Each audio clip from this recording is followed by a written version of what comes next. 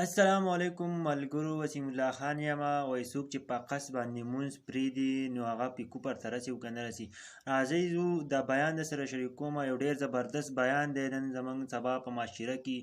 دا مونځ خلک ډېر زیات پرېږدي. که تاسو سوچ وکئ هر سړی مونځ نه کوي، د سهار مونځ خو یو کس هم نه کوي. تاسو ته پته ده په 10 او 11 بجې پاسي.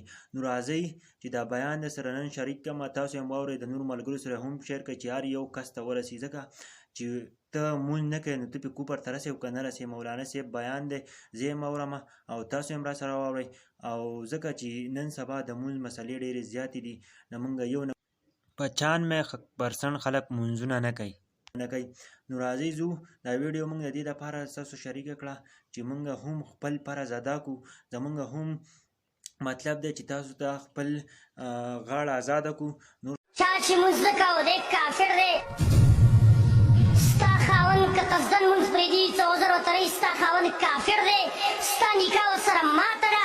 دا ستا نه میراث نشي وړی، ته هم ترې میراث نشي وړی. که دی مړ شو مسلمانانو په ده جنازه نه کوي، د مسلمانانو په مقبره کې نشي دفن کولی.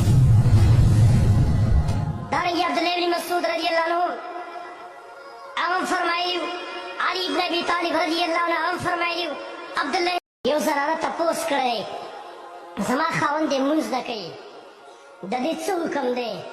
فتوا ورته لیکي یو عالم نه دوه نه، د سعودي عرب چې کوم علما ده اللجنة الدائمه او د هغې چې کوم کمیټي ده او هغې فتوا اوس چاپ هم ده اتلیر جلده کې صفحه الفاظو باندې ورته لیکي ستا خاوند که قصدن مونځ پرېږدي څه عذر ورته رهي، ستا خاوند کافر دی.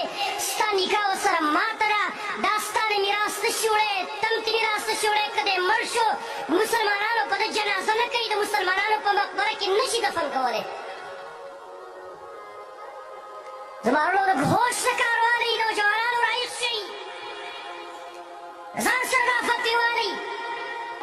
نبي صلی الله علیه وسلم فرمایي چې کوم سړی د مونځ اهتمام نه کوي په ورځ د قیامت به د مونځ رڼا هم نه وي، دلیل به هم نه وي، نجات به ونه نه وي.